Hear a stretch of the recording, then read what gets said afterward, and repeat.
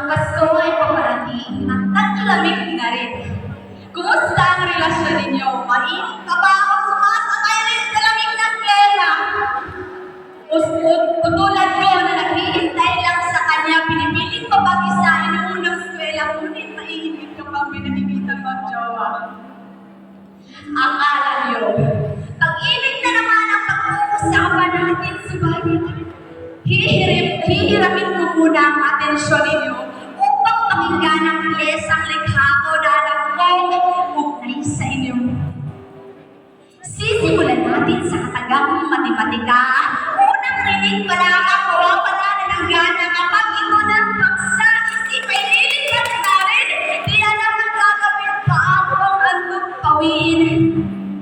Naaalala mo ba nung ako'y nasa elementarya, alas 3 ay uwing anak na awing alas 6 na dahil sa tanong na iyon na hindi ko masagot-sagot kapag numero'y hahatiin, isipay sa libuot.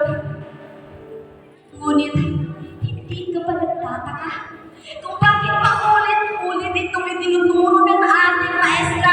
Bakit nga ba pag-aaralan ka kung maaaring ng isang kanimuna? Alam mo ba, ang asignaturang matematika ay ating makikita saan man tayo magpunta. Ito'y nagagamit sa buhay ng bawat isa na hindi namamalaya. Matematika na pala sa negosyo, sa pagtatang ng mga usating ito, ospital, kalsada, sa paggawa dapat na ang kalkulado, sa pagkain at pagtipid ng baon sa boarding house ko, mahalagang gawain ay sa gawa dahil dito.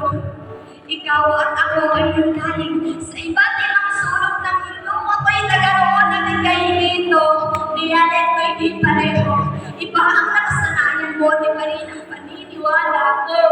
Ibang katulad sa mukha, kulay, maging sa plano at prinsipyo.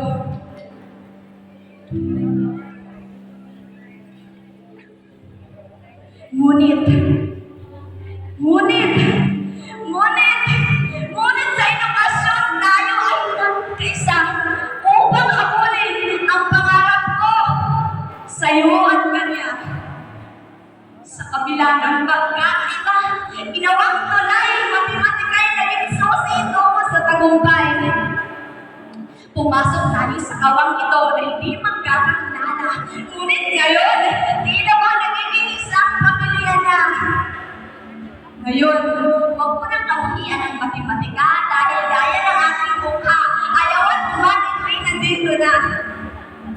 Bago ko ito wakasan, ay may babaon ako sa inyo.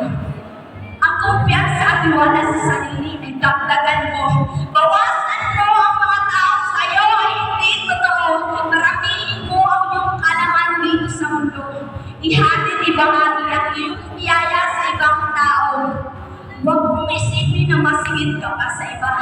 Magaling ka man, huwag kalimutang magpakumbaba. Tayo ay pantay-pantay. Ito dapat ang ipakita. Matematikang tulay upang tayo magkaisa.